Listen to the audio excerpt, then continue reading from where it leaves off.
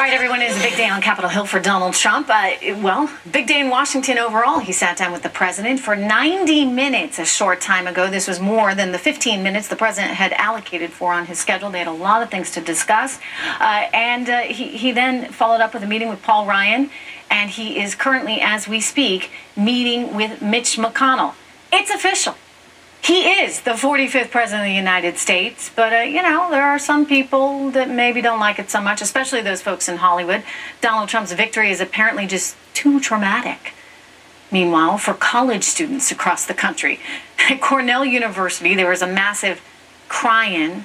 That's a new one. I actually haven't heard that before. There was a cry-in session. And over at Yale, one professor is actually canceling midterms.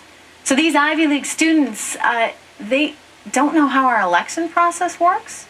I mean, why are they so distraught? Here to weigh in, Fox News contributor Kat Timpf and Andrew Stiles from Heat Street. Good to see you guys. Kat? You do. I mean, you and I have talked about this before. Mm-hmm. These kids, these young adults, if you can even call them, they just don't get it. They don't understand, the realities of life. And in this case, the American people spoke. They also don't understand that what they're doing is exactly why Trump won. It's exactly... No midterms, and it's also professors too. University of Rochester, guy said I can't have any meetings with students because I can't bear to discuss this with them. I'm sorry, you can be upset, you can be very upset, you can be personally upset, but to not go to work over something like this and to not have it be just like one or two people, but have it be this massive, widespread thing on college campuses proves that this is not the exception. This is the rule on these campuses. There's 3,000 kids, walking out at Berkeley. Look, we knew academia was this way, Andrew, but, this, I guess, is the cherry on top. There you see Berkeley. Is this Berkeley, guys?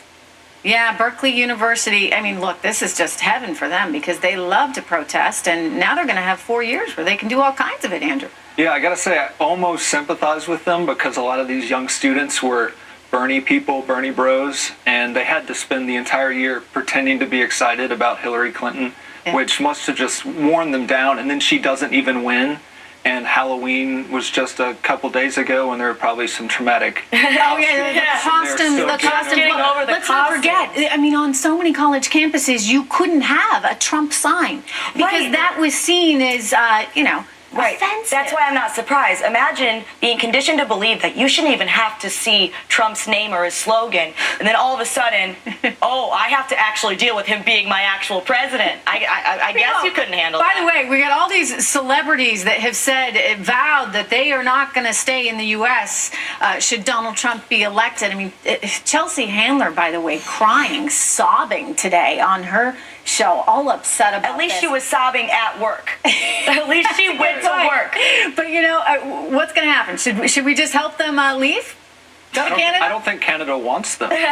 Some of these celebrities, but this happened when Bush was reelected. No one ever followed through on the promise to move to Canada. It's just kind of a temper tantrum like the college students and celebrities. Why is it always Canada?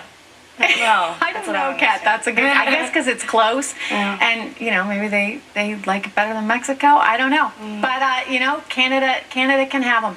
There you go. Thanks so much, Kat and Andrew. Good to have you guys here. We're gonna take a quick break. I'll be right back.